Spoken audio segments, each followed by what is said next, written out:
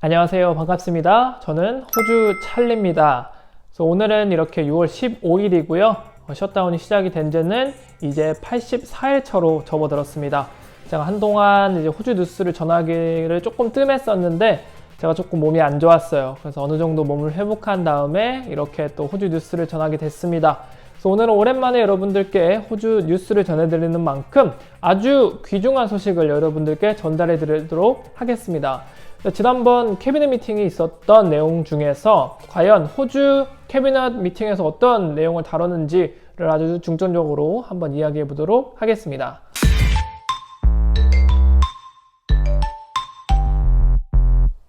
네, 저번 주 금요일 날 호주 캐비넷 미팅이 다시 한번 있었습니다. 제가 지난번 컨텐츠에서도 말씀을 드렸다시피 매 2주에 한 번씩 요즘에 캐비넷 미팅을 이루어지고 있어요. 그래서 이번에 나온 주된 아이디어는 첫 번째, 코로나 관련해서 3단계로 이제 규제를 완화한다 라고 기존에 얘기를 했었는데 그거를 다시 한번 컨펌하는 시간을 가졌다라고 말씀을 드릴 수가 있겠습니다. 그래서 모든 주가 사정은 조금 다르겠지만 지금 어느 정도 그 3단계 중에 2단계까지 규제가 완화가 진행이 된 상태거든요. 근데 그거를 이제 7월달 중에 3단계로 완화를 진행하겠다라는 거를 이제 호주 연방정부 차원에서 승인이 됐습니다. 그래서 다른 주 같은 경우에는 지금 환경이나 상황을 고려해서 7월 중에 모두 비슷한 조건을 가지고 3단계 완화를 진행할 것으로 보입니다. 3단계 완화에서 조금 달라진 게 있다면 이제 인도어, 아웃도어 게더링 관련해서 조금 달라진 사항이 있습니다. 먼저 인도 게더링 같은 경우에는 3단계에서 기존에 100명까지 리밋을 정했었는데 연방정부에서 이 100명 리밋 말고 4스퀘어미터 그리고 사람 간의 1.5m 소셜 디스턴싱을 유지하면은 그 100명 이상으로도 받을 수 있다라는 것이 인도어의 바뀐 내용이 되겠습니다. 그리고 개인위생 철저 그리고 코비드 세이프 앱을 통해서 이 코비드 세이프 앱을 사용하는 게 그 확진자가 발생했었을 때 조금 더 빠르고 기민한 대처를 위해서 제가 코비드 세이프 앱을 다운받고 가지고 있어야 된다라고 말씀을 드렸었는데 지금 연방정부에서 다시 한번 계속해서 이 코비드 앱의 중요성을 얘기하고 있습니다. 그래서 기본적으로 4스퀘어 평방미터 룰 그리고 1.5m 소셜 디스턴싱 그리고 개인위생 철저 그리고 이 코비드 세이프 앱 다운받는 이 네 가지를 계속해서 얘기하고 있고요. 그래서 이 100명이 넘어가더라도 이 네 가지 조건 안에서 인도어 게더링을 허용하겠다라는 것이 연방정부 차원의 방침입니다. 아웃사이드 게더링에서는 스타디움을 가장 큰 대표적인 예로 들을 수가 있는 것 같은데 관객석, 즉 4만 명의 관객석을 기준으로 이게 그 판단 기준이 나왔습니다. 4만석 미만에 있는 스타디움 같은 경우에는 전체 그 객석 규모의 25%까지 최대 오픈할 수 있도록 허용하겠다라는 방침이고요. 아까 동일하게 네 가지 기본적인 룰은 똑같이 적용이 됩니다. 다만 이 4만석 이상이 되는 큰 대형 스타디움 같은 경우에는 추후에 다시 한번 연방정부 차원에서 공지를 해준다고 하는데 아마 이 2주 후에 캐비넷 미팅을 통해서 다시 한번 이 관련된 사항이 나오지 않을까 생각을 합니다. 그리고 여기서 좀 중요한 사항이 하나 나왔어요. 여러분들이 아마 한국에서 뉴스를 보시는 분들이라면 아마 제일 기대하고 혹은 걱정하는 소식일 것 같아요. 바로 해외 유학생 관련 입국 소식입니다. 이게 저번 주 금요일날 캐비넷 미팅에서는 전반적인 내용이 나왔어요.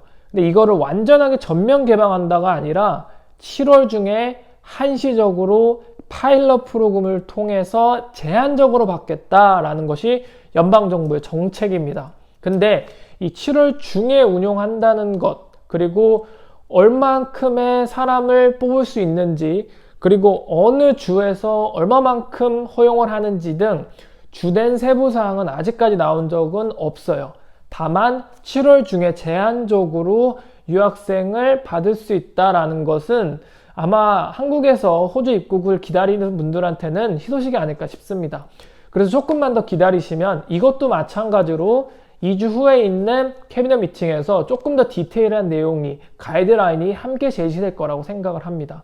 그래서 애초에는 이번 연도까지는 조금 해외 유학생 입국이 힘들 것 같다라고 애초에 예상했던 것과는 조금 다르게 지금 3단계 규제가 점점 이루어지면서도 아웃브레이킹은 아직까지는 나오지 않고 있습니다. 다만 연방정부에서 걱정하는 거는 지금 계속해서 시위가 조금 일어나고 있는데 그거에 관해서 아웃브레이킹이 나올지도 모르겠다라는 것이 연방정부의 큰 걱정인데, 그럼에도 불구하고 지금 계속해서 확진자 수가 내려가고 있는 거는 아주 확실하게 긍정적인 시그널이라고 생각을 합니다. 그래서 이렇게 해외 유학생 입국도 조금 더 속도를 붙이고 예상보다 좀 빠르게 진행이 될 수 있을 것 같은데, 자세한 사항은 조금 더 시간을 가지고 기다리시면 될 것 같고, 그 내용이 업데이트 되는 대로 제가 다시 한번 업데이트를 해드리도록 하겠습니다. 그래서 추후에 제가 호주 찰리가 여러분들께 전달해 드리는 뉴스는 기존에 계속 이제 얘기가 계속 나오고 있는 것들이 있죠. 단편적으로 이야기를 드리면 이제 3단계 규제 완화가 어떻게 진행이 되는지, 그리고 지금 오늘 살펴봤던 해외 유학생 지금 토픽이 나왔는데 이게 다음 컨텐츠에서는 이게 어떻게 진행이 될지 하는 이 기존 컨텐츠 전편에 다뤘던 내용을 팔로우하는 형식으로 여러분들께 전달해 드리면 더 좋을 것 같아서 그런 식으로 좀 계획을 짰습니다. 그리고 마지막으로 여러분들께 전해드릴 거는 계속해서 지금 이야기가 나오는 뉴질랜드와 호주 간의 트랜스태스맨 버블 트래블에 관한 얘기인데, 이것도 마찬가지로 7월 중에 주 경계가 조금씩 열린다는 얘기가 나왔고 7월 중에 모두 열릴 것이라는 관측이 되고 있습니다.